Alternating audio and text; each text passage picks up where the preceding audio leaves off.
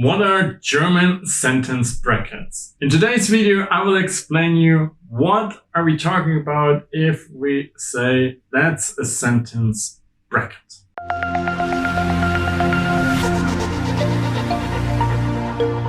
Hi, my name is Jan and I'm your German teacher here on EasyDeutsch, your YouTube channel for German grammar. Today's topic is sentence brackets or Satzklammern.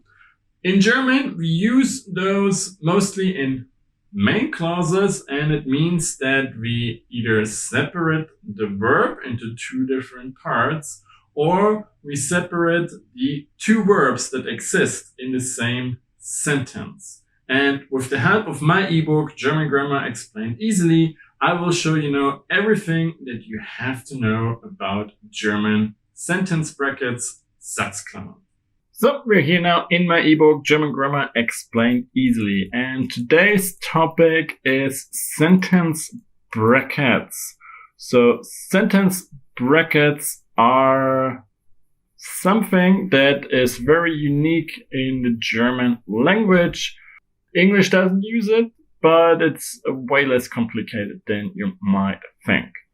Sentence brackets, like the name suggests, are brackets in a sentence. And usually we use those if we have verbs with a prefix or verbs in combination with a second verb. So either the prefix or the second verb goes to the end of the sentence while the conjugated main verb stays in position 2. For example, ich stehe 6 Uhr auf.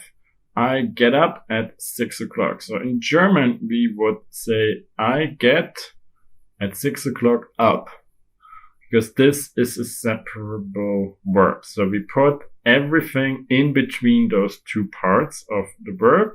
So this creates a bracket, anything in between. We use this with separable verbs, but also with sentences that have more than one verb in a sentence, like modal verbs, if we use the perfect tense, the past perfect tense, and the future tenses, and all the passive forms. Let's have a look to make it more visual for you. Separable verb, ich räume heute die Wohnung auf. So I clean up the apartment or the flat today. So here we have clean up, and all the other information goes in between those two parts. The prefix goes to the end. If you don't know what separable verbs are and which prefixes they use, there's a separate video for you that I will link for you in the info cards.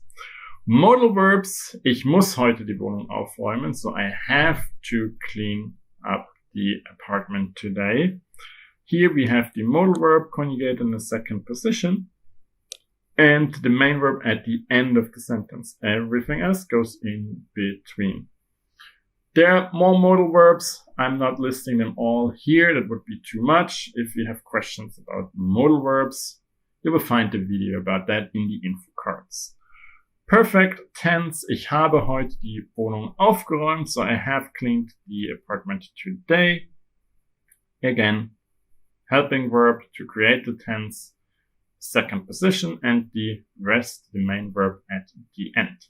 Past perfect, ich hatte heute die Wohnung aufgeräumt, so I had cleaned the apartment today.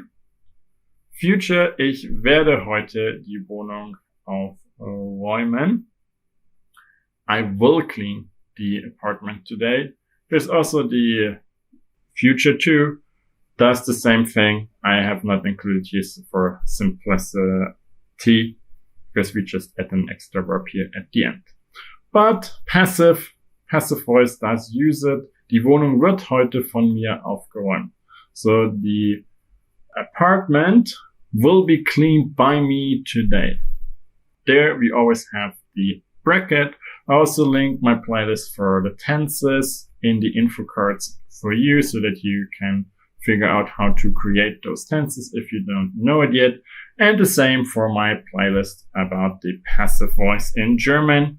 There's also a little bit more to explain than just one sentence. So you will find this in the info cards too.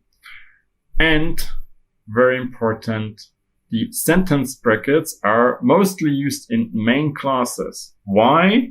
In subordinate clauses, the verb is at the end. So there is no sentence bracket needed anymore because everything is at the end. This is very important with the separable verbs. Ich stehe früh auf is the main clause. So here we have the bracket because we have to separate the prefix from the main verb. But ich gehe heute zeitig ins Bett, weil ich immer früh aufstehe. I go to bed early because I get up early too. So here we have the verb and the prefix together at the end, and then obviously it's together, no bracket, no sentence bracket anymore.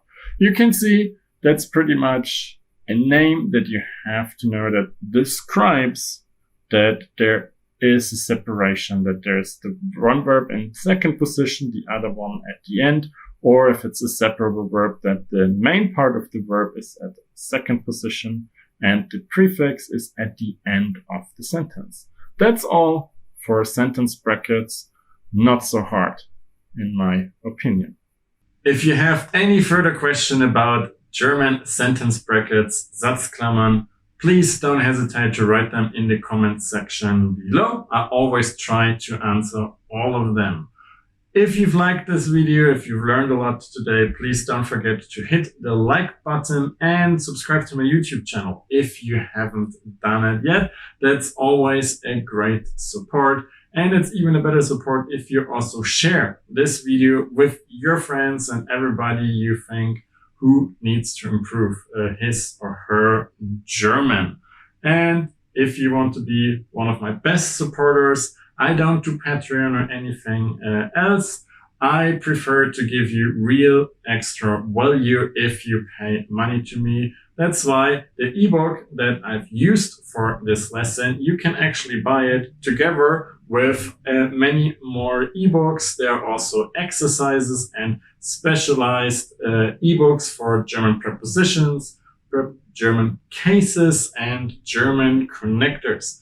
If you go through those ebooks, I can guarantee you, you will understand how German cases work, how prepositions work.